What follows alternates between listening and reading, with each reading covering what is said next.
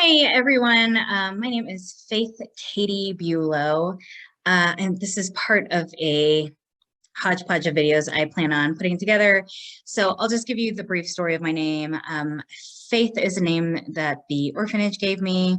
I was adopted from Olongapo in 1981, and my parents now said we're not going to have a daughter named Faith. So they gave me the middle name Catherine, and they got Katie out of Catherine, and I've been going by Katie ever since. And with every new person I meet in my life where my legal name comes into play, there's the fun telling of that story. It's just really fun to tell. That's sarcasm, by the way. So I actually, you know what? It's funny because it's like when I was a kid, I remember saying I hated that name. But I actually don't think I ever did. I think I hated it because my parents said they hated it, and so I just kind of went with it. The only time I remember having a specific feeling about hating the name Faith was when George Michael's came out with the, like, "You've Got to Have Faith" song, and everybody sang that to me, even strangers. That was miserable. Thank you, George Michaels, by the way. But all of that aside, sometimes now, like especially with doctors or people who I don't have like a deep relationship or a relationship beyond like formalities, rather, I'll just go with Faith. I used to correct people, but now I'm just like, oh yeah, let's just go with it. So I'm not sure that I like the name, but I don't dislike it. It's just a part of me. Okay, so I wanted to get into, first of all, I'm highly in the moment. While I think listening to stories is interesting, I think it's really hard for me to tell them, both I think because of just my ability to articulate stories, and also my brain is such that I'm very much here and now versus like thinking back requires a different kind of energy that I don't always have, like right now. So I think instead of telling you stories, I think what I want to do is share just a little bit and then kind of go into something. So my family and I, for lots of different reasons, were not talking until about, there was a chunk of time, I want to say 8-ish years, 8 to 10 years, somewhere in there, where we just were not talking. And like, I feel a little sad just naming that. And also we're just gonna skate on by that. So when we did connect, it was basically very, Facebook superficial, although I'm not friends with some of them on Facebook. It kind of had that like superficiality to it. Occasionally we would do texts, occasionally group texts. I think we Zoomed once for a holiday or someone's birthday or graduation or something like that. I can't remember. I do remember there were people on that Zoom call that I didn't know, and I was just like, whatever. That was really interesting. A lot can happen in 8 to 10 years. And let's see, what else? I think what I want you to know is that my parents moved from Georgia in the US to Texas recently. I want to say a year ago. And as such, my mom did a huge cleanse of the house and got rid of lots of stuff. Because they stayed a couple nights with me, they thought it was a really good idea. And I do think it is a good idea sometimes, somewhat, to drop off basically anything that they kept, which is everything, and give it to me. So I was mostly interested in adoption paperwork. So anything that had my birth mother's name on it, because I had an addendum, an addended birth certificate, which did not have hardly any information on it. And then, so I was mostly interested in that. And I was also interested in just anything that I could know about my birth family. So I want to say she dropped off boxes like this size, and it's about, I want to say it's about two shoe boxes. The box is about two shoe boxes put together, holding all the stuff. So 6 of those, maybe even a little more. But I thought I'd go through some of it and just like see what we see. I haven't gone through anything outside of like adoption papers. I kind of stopped there. I was looking specifically for that and I stopped when I got it, which I am really grateful for. I was given a lot of information, even on their process of like how much it was to adopt me. I still have a receipt somewhere. How much it was to adopt me, from like their process, their interview processes. Like my mom was talking about like, I dress very formally and hygiene is really important to me. I'm just like, what is this interview? Anyway, that was a different time and a different place. So it was really interesting is what I want to say. So I'm going to go through some of this. All right. So there's a lot of newspapery stuff, and that just seems like it could take a while to find what it is that she was trying to save. I suspect it's about soccer. I played a lot of soccer. It was my #1 coping skill. Still is, when my body can handle it. A lovely sport. I used to play like 24/7, not 24/7, but I used to play a lot. I would play at school whenever there was downtime or recess. I played on a regular team. I played on the high school team. I played on elementary school teams. I played on travel teams. I played on summer leagues. I played on indoor leagues. I also, if I was not like formally training or playing, then I would be practicing in my backyard. I would be running, I would be sprinting, I would be kicking, I would be dribbling, so many different things. I was obsessed. That's not interesting. Oh, well, that's cute. Thanksgiving. What a wonderful holiday. 1985, that was sarcasm, by the way. 1985. So I was 4 when I did this. Oh, there's something written. This isn't just a turkey, as anyone can see. I made it with my hand, which is part of me. It comes with lots of love, especially for this day. I hope you have a very happy Thanksgiving day. So here's a story. Thanksgiving. I remember being, I want to say preschool. What is that, like 6? I don't know. I was young. And I remember I had, and I'll probably find a picture somewhere in this, where I had long hair. It was straight. And right, I had brown skin. I mean, I still do have brown skin, but I had brown skin back then too. And I remember it was the 2nd year in a row that I had to be the Indian. What is that? Seriously. And I remember begging my mom, like, can I please be a pilgrim? I want to be a pilgrim. And she's like, you can't be a pilgrim. Like, you have brown skin. Like, you're the only one who can be an Indian. And so I remember they braided my hair and they put like feather, like the feather, I don't know what the name, like a headdress thing, like the I'm messing this up, but it's like the little headband with feathers on it. And then like I was wearing some like Indian clothing. It was bad. Oh my gosh. I don't think that would go down today. But it was really bad. This is me. April of 92. Can you see that? Sorry, I don't think I can get any clearer. April of 1992.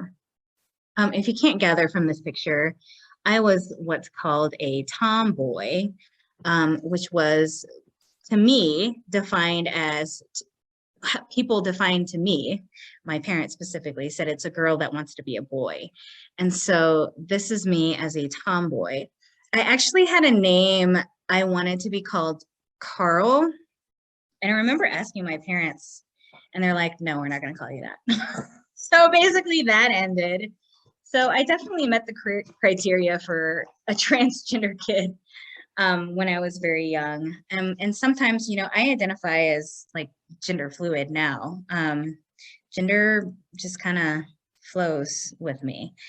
Uh, so yeah, that's a fun fact. I was a baby when I was adopted. So assimilation was not, it was a different kind of assimilation. And I think that I feel like my parents tried and that they tried, like my godmother was Filipino until she decided not to be my godmother anymore. I think they tried, like my mom learned how to cook lumpia and like her maid, her maid taught her how to cook that. And she served it frequently when I was growing up. And let's see, she would put like little knickknacks, I guess, like woven baskets and stuff like that that were from the Philippines in my room.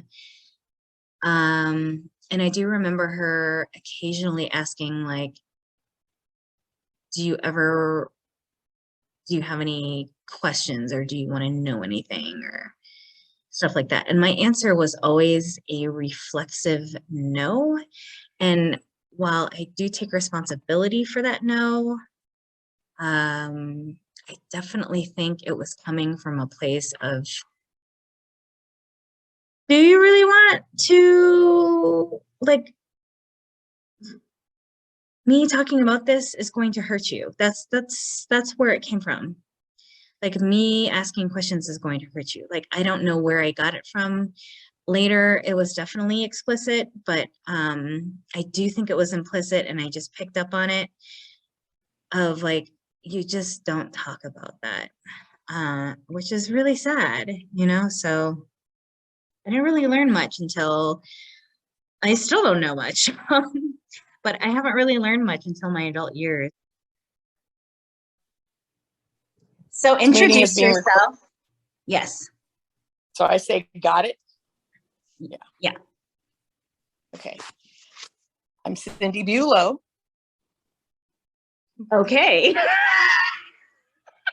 you want me to tell about who I am, what I am, and all that? I'm Katie's mom. I've got 9 kids, 7 adopted kids.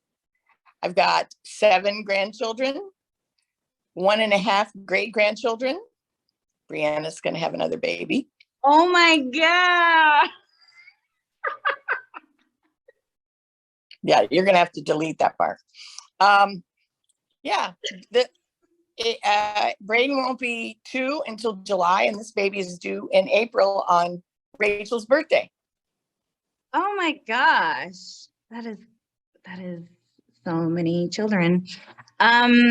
Okay, so first of all, Brianna's kid, do people not know or something? What do you mean, do people not know? That she's pregnant? Oh no, she told us. Oh, why do I have to delete it then? No, the part where you're going. Okay, so tell the like adoption story of like why you decided to get me and how you decided. Okay. I wasn't a good pregnant person. And after Beth was born, the doctor told me that I shouldn't have any more pregnancies. And so we were fostering in Pensacola. And then Dad came home one day and said, Phil and Swan are going back to the Philippines and they want us to go. And I said, I can't go. It's too far from my mom. And he goes, Phil says it's easy to adopt. So Dad knew I wanted more kids, couldn't have more kids. So that was his ace in the hole. So we went to the Philippines, and in the Philippines, there has to be 18 months if you're going to adopt, like Americans that go on or on the military. They want there to be 18 months between your children. So I got called to I didn't know that. I was kind of surprised myself. But anyway, so I signed up to substitute teach. And the first call I got was for Mrs. Dunn.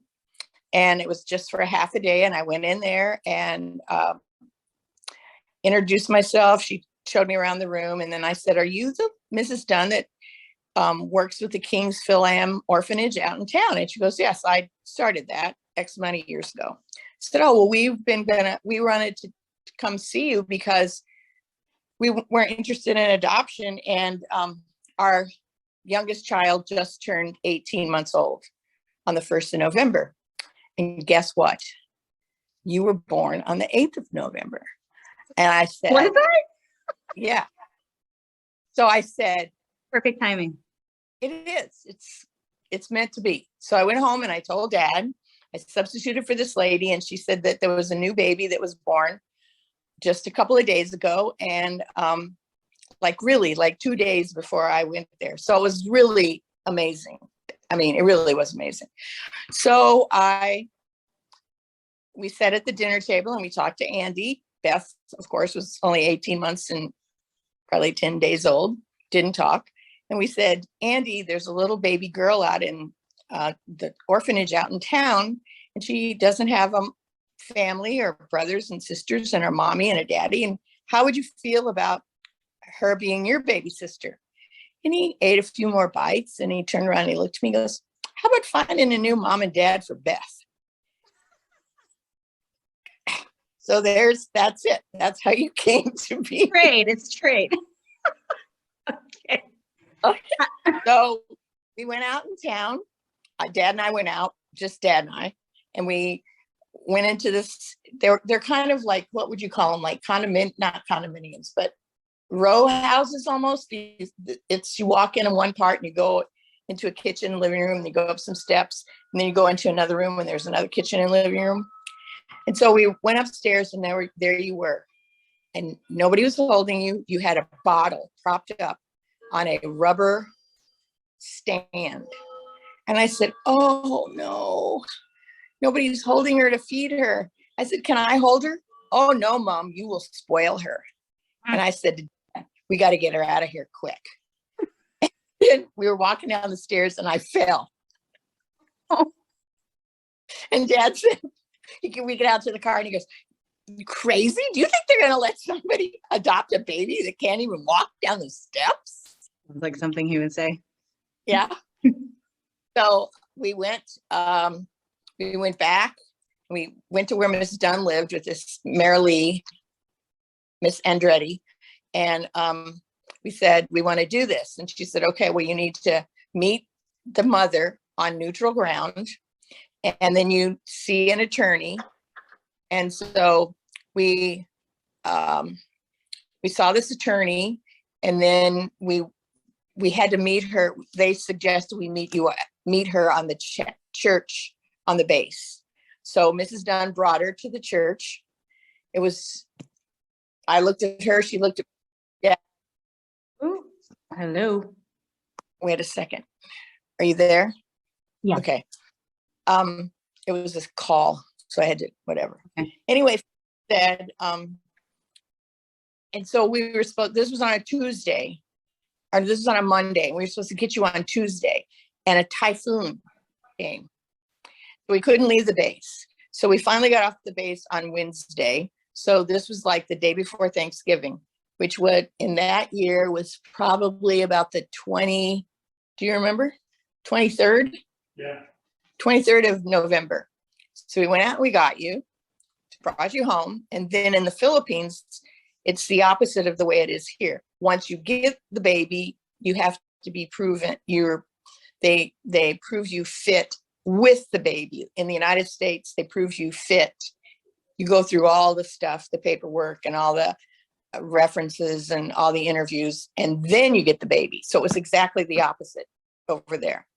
So once we got you, then we had to start having people, Philippine, like caseworkers, come to the house, see you, see how the other kids acted with you and that kind of stuff. And that was November, and in February, you were adopted. So we will go out back in town to this attorney's office, and your mom is there, and he's telling her all this stuff, and she's crying and I'm crying, and he goes, "Why are you crying?" And I said, "Because I know her heart is breaking." And he goes, "No, she's crying because her baby's going to go to the United States." And I was like, "Oh, that's baloney. That's not what she feels like at all." But anyway, so then Know that? so then we find out from Mrs. Dunn that your biological or half brother, Nicanora, has pre-tuberculosis. And so he's going to have to go to, he can get medication, but she can't afford to get the medication. So he wasn't going to get it. So every week I would go out in town and pay the doctor bill so that hopefully he grew up and was healthy and all that stuff. So anyway, that's the story. Well, thank you for sharing. Hi, James. Hey, what's going on? I fell asleep. Dad and I went golfing and I was just exhausted. It is I just woke up. quite a hard sport. It was a long day, huh, Dad?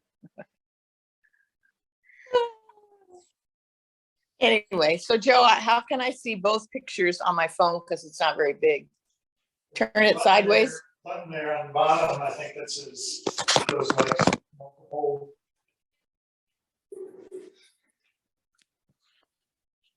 Oh, yes. Muy bueno. Thank you.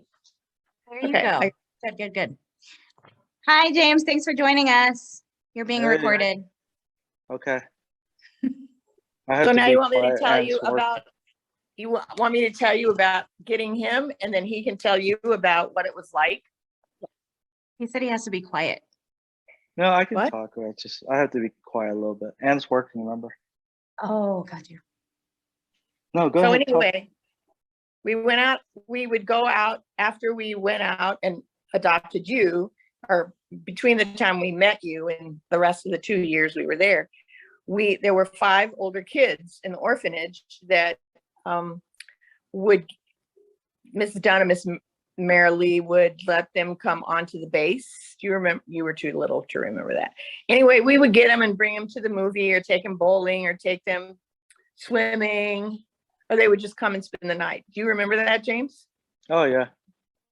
Okay, Yeah, so I do. we would take a couple at a time, and then one day I went out in town. I picked up James. I was taking James back, and I stopped at one of those money changer stores. So because I always would give some money to Miss Marilee when we would go back for, whatever they needed it for. And so he's sitting in the car, and he just looks at me and he goes, "I think I'd like to be adopted." And I was like, "Really?" And he goes, "Yeah." And then the other day, James tells me that he was always wondering why their kids would go get adopted, and the older kids were still there. So I went home and I talked to Dad, and I said, "James Adore wants to be adopted." And so we had Miss Marilee and Miss Dunn over for dinner one night, and we said, we told her the story, and I said, "Well, is it possible that we could adopt him or one of the older kids?" Because we felt bad that they were still there and the other younger kids were getting adopted. I mean, babies were, going out the door. Yeah. And so she said, I think Adore. They looked at each other and they go, "We think Adore would be the best." We said, "Okay." So then we. Best. What does that mean? Huh? What does that mean, the best? Would be the best placement, I guess. Okay. For us. Or maybe they wanted to get rid of him. Is that it, James? No, they did. They kicked me out. No. So anyway, we went out in town and talked to the attorney again, and it wasn't going to work because oh, get off there. Rachel's texting me now. this was like probably February. When did we leave? May? And they said there was no way we could get all the paperwork done. So we just started what we could do there. And then we went back, we went to San Diego, and we started talking to immigration. And then on that perspective, we had to have just the opposite. We had to have all the references and all the casework study done first. And then we had all the paperwork done, and we went to immigration, and nothing was happening. So I kept calling and saying, where's the paperwork? And I said, this boy is waiting. And this witch said, aren't all orphans waiting? Well, you know me, the old hippie raised her ugly head. And I went to the congressman, and I went to whoever, I went to the television, I went to whoever listened to me and said, we're not bringing him here to put him on the welfare rolls. We're bringing him here because we want him, we're going to support him. He will be our son. So nobody would listen. I called her boss. He did the same thing, blew me off. So then I called Duncan Hunter again, the congressman, and guess what? Was he an aide? What was that guy? Yeah, he was like a congressional. He worked for Duncan Hunter, Yeah. and guess what? He was Filipino. And he said, this is ridiculous. You want to help this kid. You're not trying to do anything illegal. So he got on the horn, and he started calling immigration. State Department. And he called the State Department. And because Dad had already gone by now, Dad was in the Philippines because we thought any day now we were going to get the papers and he and James could fly back. So I don't know what happened. I just know she lost her job. She was placed in another department where she couldn't hurt other families' adoptions. And Dad called me and said, I'm at the embassy and the paperwork is here and I'm signing it and blah, blah, blah. And in the meantime, he and James did you hang around in Manila or did you go back and forth to Olongapo? I can't remember. I think we said Manila. Yeah. So then we got him back to the States. When was this? He was, let's see, we lived in San Diego, 84. Yeah. I think so. That sound right? Yeah, because it took 3 years to get him. Well, no, it took, we came back in 83 and it took about a year and what was it? Probably a year and a half. We got him in September. Yeah. Jeez. But it's just bureaucratic baloney. You think it's easier now because of social network and the internet? I think it's harder. I think it's harder to get babies out of any country now. Yeah, I don't think Americans can adopt Filipinos anymore. What? Really? Yeah, I'm pretty sure. Well, all I know That's is crazy. if they make it that hard for everybody, a lot of people just throw their hands up and say, I can't do it. And it costs a whole lot of money because we're waiting and papers and doing this and doing that. He had to fly over there and then he had to stay in a hotel. And it was just bullshit. Bureaucratic. So anyway, then about that time, you were up, Katie, you were up for we had filed the paperwork for your citizenship. So then you became a citizen in San Diego, but then James couldn't. What was the age limit?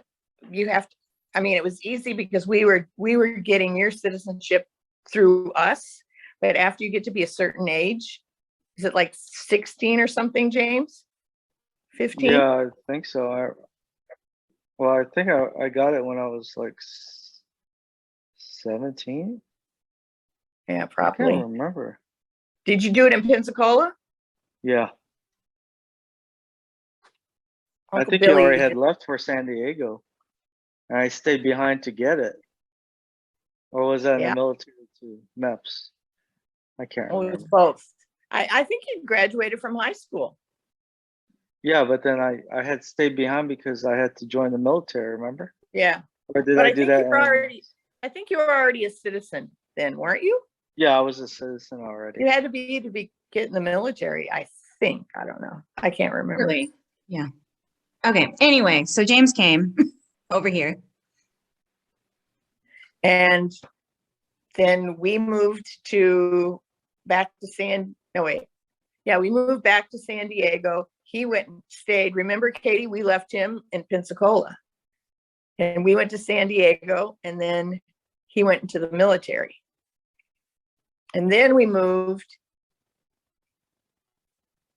No, yeah, you were in the military because when Dad got out of the military, you came home to surprise him.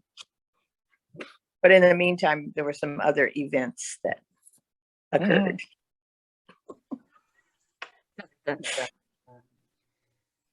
Awesome. So it's just, that's it. That's the James story. Mm-hmm. Simple. Is that I was a how you simple remember? kid. It was a lot My life harder. was not complicated. It Smooth was a lot sailing. harder. It was a lot harder to get James than it was to get you because you were an inter-country adoption. Wait a minute. Your mother gave us a direct consent adoption, and we were living in the Philippines. His mother wasn't involved anymore. Well, I guess you did have to, didn't you ask her if she came to visit once and you asked her, you said you wanted to be adopted. So she said yes. Thanks. So. Wasn't she involved some way? I know she would sneak into school to see me, Huh. but I can't remember. Oh my gosh. How is that when she snuck into school to see you? Well, she would be waiting outside, and I don't know, it was kind of weird because she left me there, and then now she's coming back. I'm like, okay. As a kid, you don't really fully understand what she was doing. You were just happy to see her. But then over time, you just kind of got used to being with the kids, and being an orphan, basically. So, because what happened was what we were told is that she would just come often enough that they couldn't really say he can be adopted. Yeah, he wasn't abandoned. She would just come often enough to sort of keep that window open. And then finally one day he said to her, she came to visit and he said, I want to be adopted. And she said yes. And so then that's when because that was all part of after we left the Philippines and came back to the States. They were waiting for her to come back sometime because they knew that she would eventually, because she always came just in the nick of time. And so she came, and he was by then 12. I remember for a whole year, they didn't send me to school because they didn't know what was going to happen. So I remember staying behind. They sent me to that Word of Life camp for like 2 months, during the summer. Did they think she was going to kidnap you back? No, they just knew I didn't know that all this paperwork was having an. Oh, you guys for were us. having one. So Mrs. Dunn didn't send me to school. She was just waiting for me to get adopted. So I just stayed behind.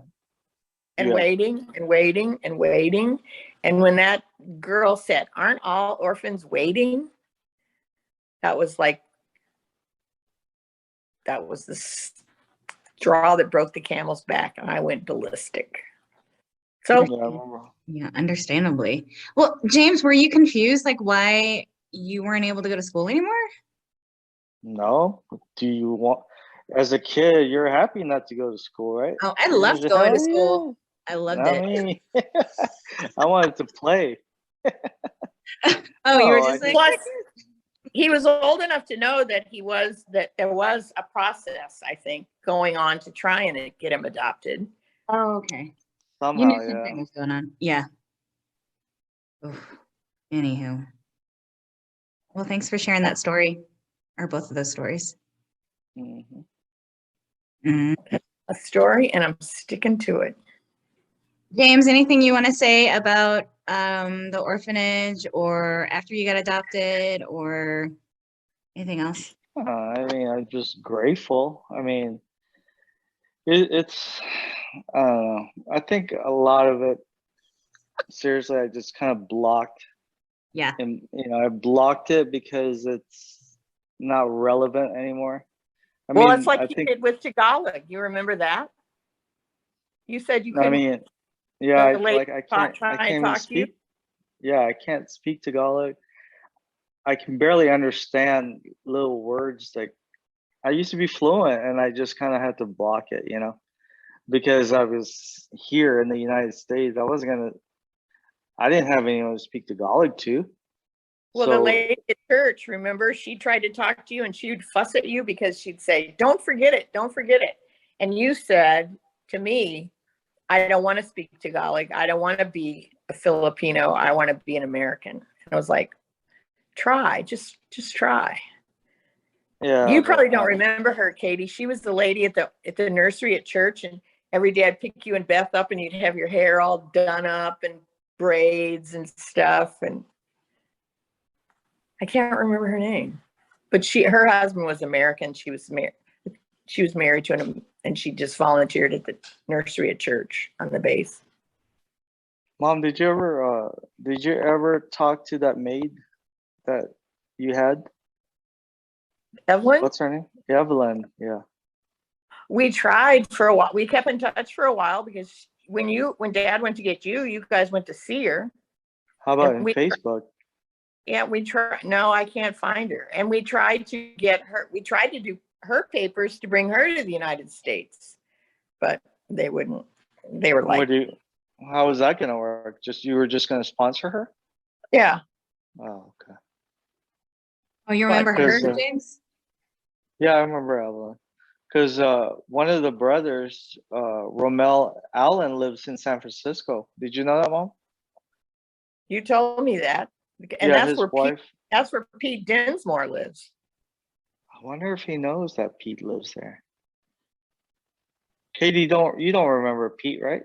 Peterson? Of course I do. Pete Dinsmore? Yeah. You remember him? Yeah, of course. Oh, okay. I talked to him like maybe 10 years ago, and then He called me.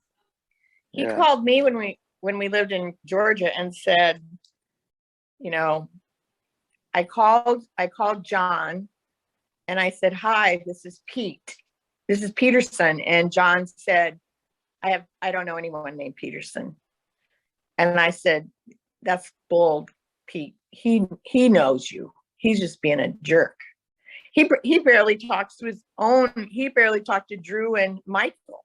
Once he remarried and had a kid with that other lady, he just kind of washed his hands of any of Bev, those boys, Peterson, any of them. Yeah, but didn't they kick him out? He was a kid. When they lived in New Jersey or somewhere, when they were stationed there, he was doing crazy things. Like he killed a bird and he was bleeding and Kleenexes and hiding it. It was kind of, and then he and John got into a knockdown drag out once, and she had to call the police, and then they placed him into a foster facility. It was a mess. They weren't, John was never nice to Pete. Once they had Michael, he was never nice to Peterson. Yeah. And he used to make fun of Pete. Pete and Andy were so feminine and so flamboyant and everything. He would make fun of them, and he was an a-hole. Like it. I didn't know that. So anyway, I don't know where he is. But the last I heard Peterson was when he called me, he was in San Francisco. And I told him that Andy was in LA, but I don't think he ever got in touch with Andy. Okay. James, you were friends with him, weren't you? Not really. Oh, I mean, I just felt bad because a lot of the kids in the orphanage made fun of him because he was, girly. And I don't think a lot of kids invited him to play their games, He thanked me one time for being nice to him, but I guess I was. I don't remember. You don't remember a lot. I don't. I'm serious. He blocked it. He I blocked just it. kind of blocked it. That was another life, and he doesn't want that life or something in his mind. I don't know. You probably need to go talk to somebody. Why? My life is good. I have a good job, nice house, good relationship with y'all. I'm doing fine. You know what I mean? Like, Yeah. everything is working out according to plan for me. Everything had to happen for a reason. Yeah. Right? All the bad, all the good, it just had to work its way to where I'm at now. And it is. I love it. So, I wanted to go back, but I don't know what I'm going to do there, Like, maybe visit places that we went through or been through. But it's just changing a lot. And Katie, if you do go back, just be careful because like the son of the founder or Merle, his name is Romel Andrade. He Facebooked me one time wanting money. He did it to me a number of times. And I don't think it was for the orphanage. He's using it for his personal use, and I didn't want to be involved in that, Is there still an orphanage? Do they still have kids there? Or they all grew up and moved away? I think they have a bunch. I think it's a school now, but I didn't want to get involved in that, like if you send them money, then they're gonna keep asking and asking and asking. You're like, okay. So That's why Swan supported a whole bunch of people with Phil's money. Because they said, you're in America, you've got money, send us money. And she would. She did. Yeah. She probably still does. All right. Well, I know you got to go, Mom. Gotta go Me see too. those boys. Yep. Okay. All right, Katie. Hey, you gonna come down in December? I'm not sure yet. We'll see. Oh, hurry Are you your gonna ass bring- on. Are you gonna drive? Or are you gonna bring Bill? I don't know yet. It depends on a lot of things. My dog sitter doesn't know what she's doing yet. I don't know. We'll bring him. I'll keep you posted.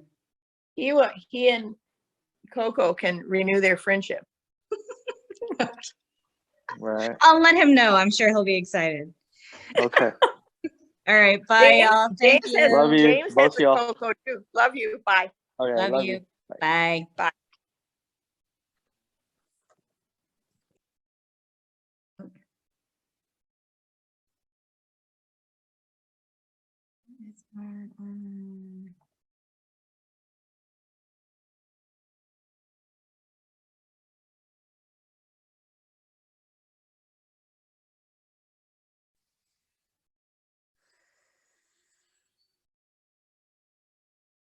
Okay, so I'm still recording.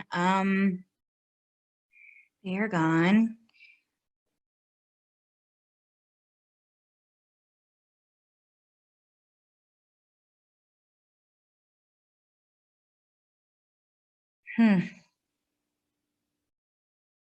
I'm feeling so many things and also nothing at all.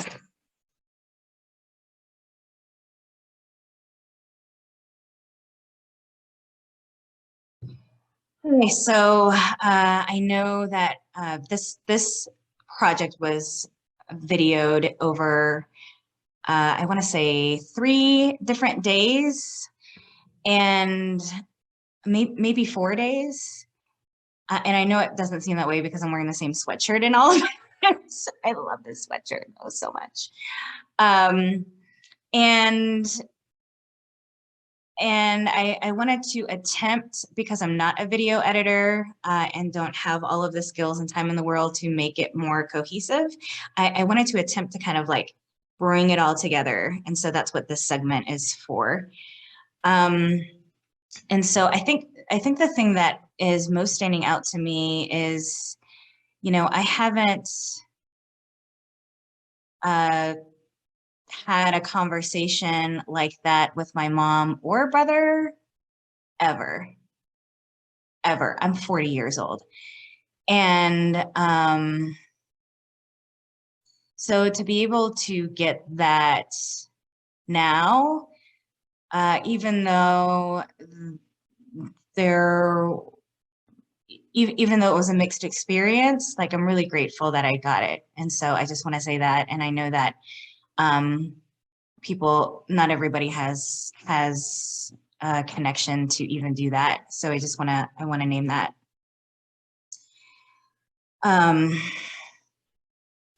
I feel like right now, even like, I feel really heavy. I feel really sad. Like I wish that I had, not wish that I had, but I have a longing for more of a connection with my brother. And I know that he is where he is, and we look at things differently. And I did feel really disappointed. The one time he called me, like in my life, the one time he called me, which was last year, he said that he wanted to go to the Philippines, and he wanted to go with me. And of course I was ecstatic. I would love to go with him. Feeling really sad about it now. But I remember when he was telling me about it, that I knew that it was probably just talking. And so now when he is, like now in that interview that you all saw, when he confirmed that he's not interested in going, that was pretty heartbreaking.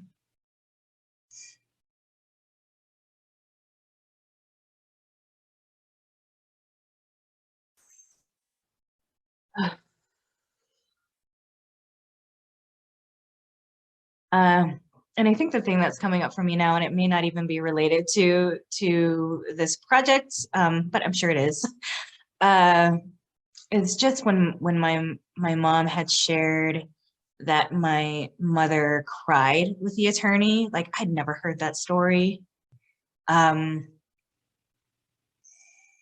just the weight of that, like that lands so much more differently than hearing like your mom gave you up because she loved you. Like, I can hear that, but that doesn't mean anything to me. And just knowing what she did, and that she was impacted and that she did cry, like it really kind of feels like enough. It feels like enough information. Like, don't get me wrong, I'm still like researching and trying to track her down and all of that. And also, like, if that doesn't happen, I really do feel like this was enough. And so I'm really grateful for that experience. And I'm feeling really sad that like this kind of conversation doesn't happen in my family.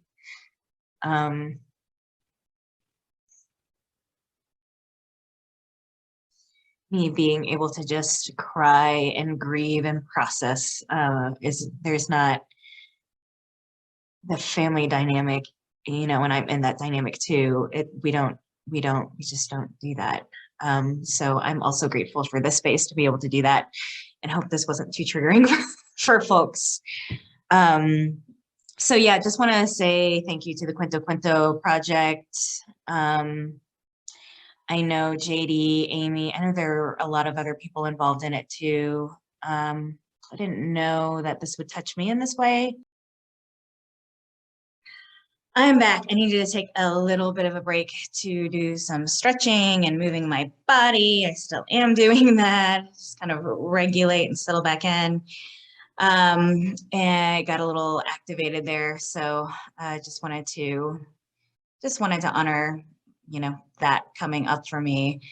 And so I think I just wanted, the only thing left I really feel like I wanted to say is what I think I was asked to to present about, which I didn't at all. And so I just wanted to touch on that, which is, and that's okay, which is mental health and self-care. And so first, I just want to say, I sometimes cringe with the word self-care because I think it's very white, for lack of a better description. I think there are some things, and very colonial, I even want to say even more so, that doesn't necessarily fit me. And so I am a psychotherapist in private practice.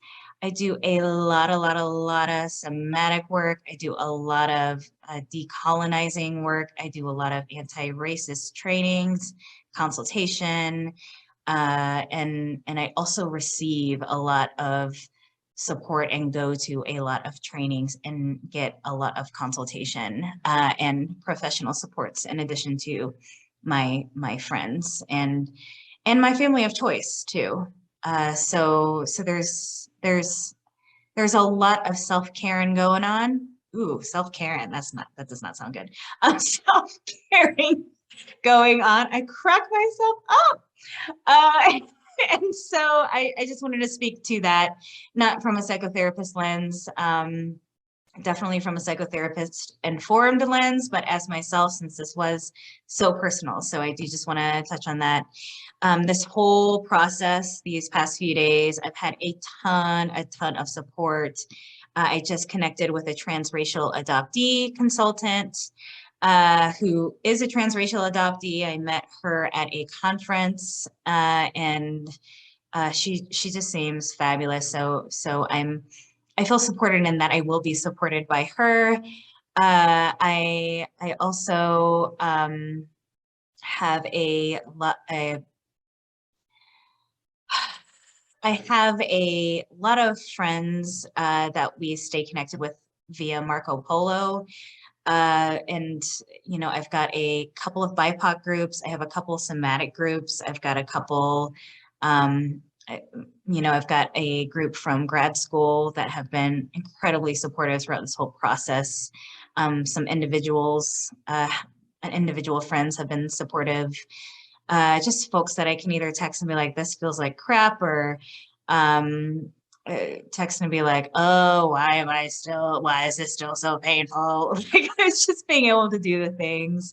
And then I've got some friends who like send me TikToks and, you know, I'm crying and then all of a sudden I'm like, Holy Spirit, activate. Holy Spirit, activate. So, I mean, I got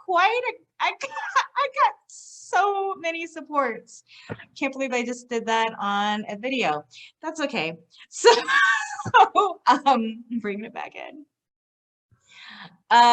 So yeah, sometimes you just need different self-care, and a lot of times for me it's through the people that love me, and I feel very fortunate and privileged to have those people.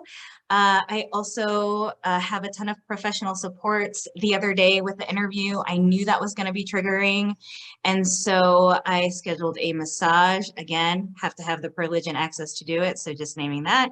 I scheduled a massage and I was able to grieve on the massage table and really attend to the freeze and dissociative response that was happening for me. And then right after that, I went into a soccer game. And so I was able to run and just like move some stuff out, you know? And so, just thinking of my friends who send me TikToks, it's kind of fabulous, I'm not gonna lie.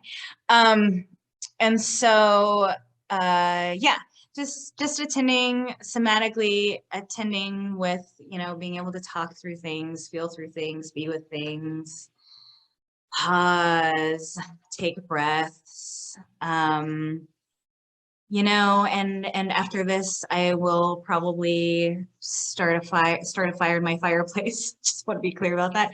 And cuddle up with my dog, maybe watch some Netflix, but probably not. Probably just sit and watch the fire and just kind of like let things settle. So those are some of the things that I do. I'm not sure if that's helpful to you, but I just wanted to speak to that part also, which is really important because the adoption journey, whether you want it to be or not, can be so difficult, so difficult. So, and along all the stages, you know, no matter where you are in the process, and sometimes it just like comes out of nowhere and hits you again, and you're like, oh, here we go again, dealing with this. So, anywho, yeah, just again, want to say thank you for this. Thank you for listening if you listen to this whole thing. And do feel free to reach out if you want to connect. And I think that's it. Okay, bye.